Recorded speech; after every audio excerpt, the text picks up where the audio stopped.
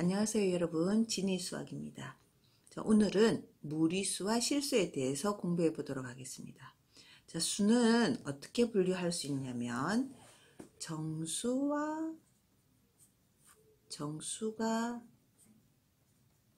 아닌 유리수. 우리 중학교 1학년 때 들어와서 배웠던 거예요. 그죠? 정수에는 양의 정수,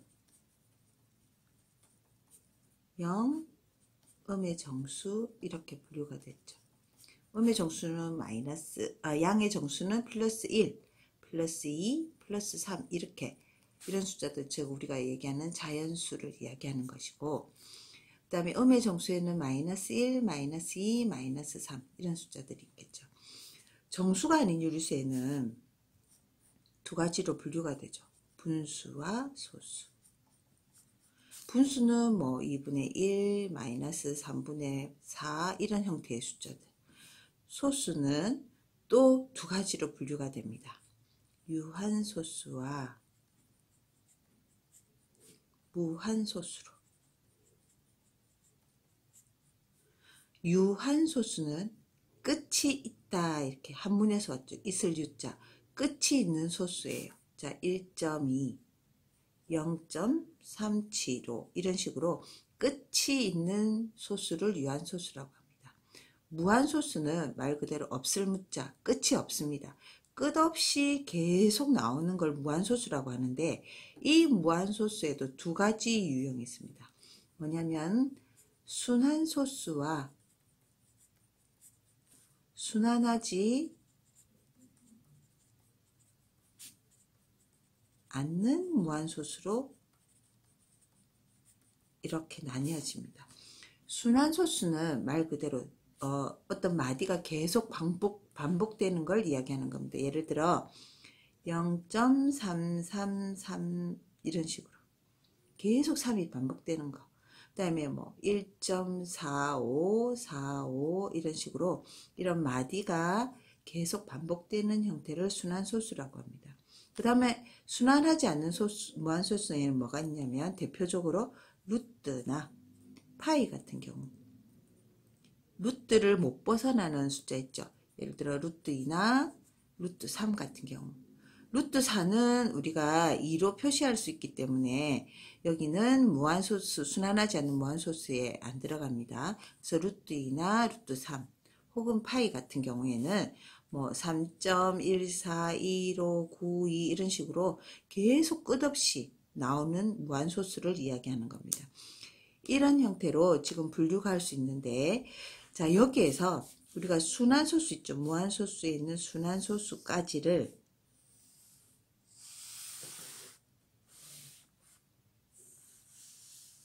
여기까지를 우리가 유리수라고 합니다. 유리수. 그 다음에 순환하지 않는 소수 있죠. 이 부분을 무리수라고 합니다.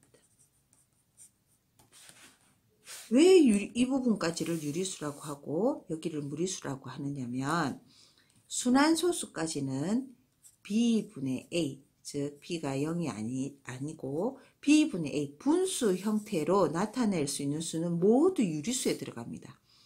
그 다음에 무리수는 얘기한 것처럼 파이나 루트를 벗어나지 않는 숫자를 무리수라고 합니다. 이 유리수와 무리수를 통틀어서 우리가 중학교 때 가정에 나오는 이 유리수와 무리수를 통틀어서 뭐라 하느냐면 실수라고 합니다. 실수라고 합니다. 이해가시겠습니까? 자, 유리수는 분수 형태로 나타낼 수 있는 수를 유리수라고 하고, 그 다음 그 나머지는 무리수라고 합니다. 루트 밖을 나올 수 없는 수나 파이나 이런 숫자를 무리수라고 합니다. 이걸 통틀어서 실수라고 하는 거죠. 그래서 이제 앞으로 나온 중학교 과정에서 모든 수는 실수에 들어간다고 생각하면 됩니다. 그래서 어떤 특별한 말이 없을 때는 실수를 뜻하고 있고, 그 다음에 실수는 말이 없어도 일반적으로 사칙 연산이 다 가능합니다. 더하기, 빼기, 곱하기, 나누기 이런 거. 그 다음에 덧셈, 곱셈에 대한 교환 법칙이나 결합 법칙 혹은 분배 법칙이 다 성립한다는 거죠. 자, 그 다음 이제 우리가 객관식에서 다음 중 뭐 참거짓을 골라라 이런 문제들이 많이 나오는데 거기에는 뭐 유리수가 뭐다 무리수가 뭐다 이런 식으로 잘 나올 거예요. 근데 거기에서 함정에서 가장 많이 나오는 것 중에 하나가 뭐냐면 무한소수는 유리수다 이렇게 나오는 문제가 잘 나옵니다. 뭐냐면 무한소수는 무리수다 하면 맞을까요 틀릴까요? 안 됩니다. 무한소수에서 두 가지로 나누는데 순환소수까지를 유리수라고 하고 그 다음 순환하지 않는 무한소수는 무리수에 들어갑니다. 그래서 무한소수는 유리수도 있고 무리수도 있기 때문에 무한소수는 유리수다라는 말이 있으면 틀리고 무한소수는 무리수다라는 말이 있어도 틀립니다. 그래서 거기에 이제 주의를 해서 여러분들이 이제 객관식에서 많이 함정에 나오기 때문에 그것을 꼭 주의해서 보시기 바랍니다. 자, 다음은 실수의 대소관계에 대해서 알아보도록 하겠습니다.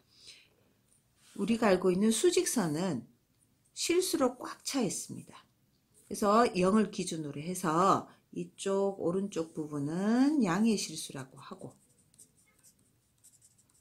이쪽 왼쪽 부분은 음의 실수라고 합니다. 양의 실수는 오른쪽으로 갈수록 커집니다. 음의 실수는 왼쪽으로 갈수록 작아집니다.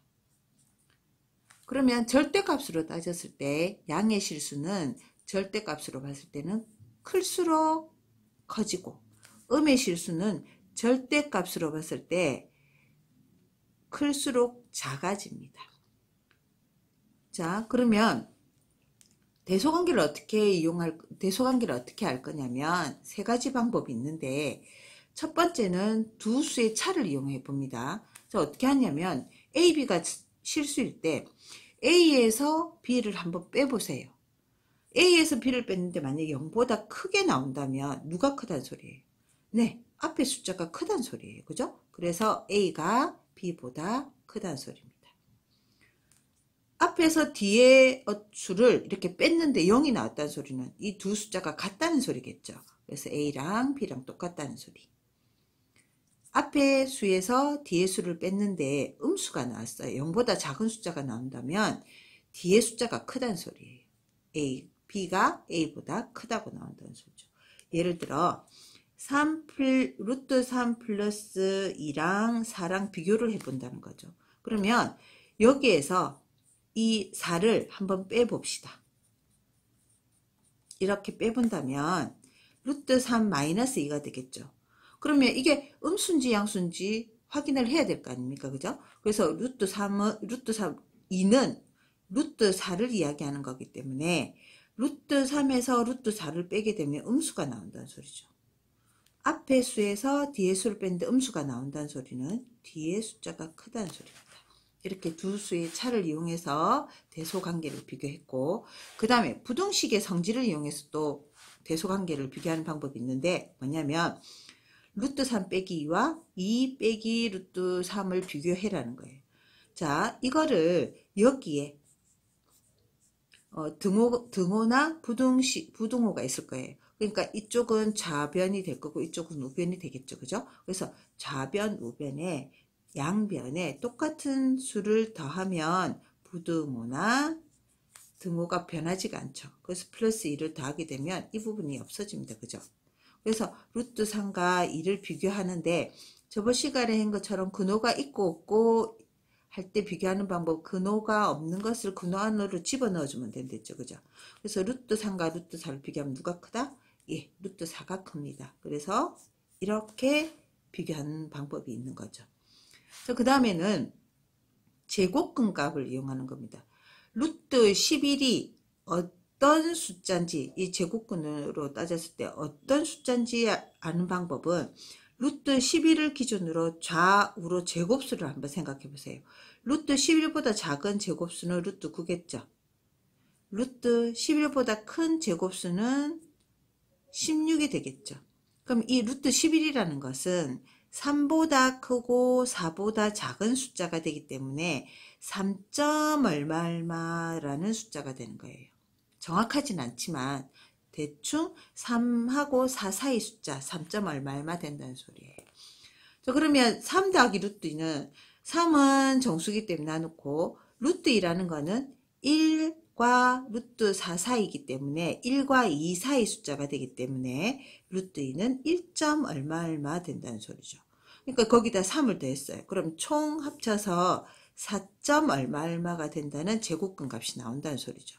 그럼 3점 얼마 얼마와 4점 얼마 얼마를 비교하면 3 더하기 루트 2가 크다는 소리죠. 이렇게 실수의 대소관계를 비교하는 방법은 크게 세 가지가 있는데 꼭 어떤 방법이 정해져 있는 것은 아닙니다. 여러분들이 편한 방법으로 풀면 되니까 이런 방법이 있다는 것을 알아두면 좋겠습니다.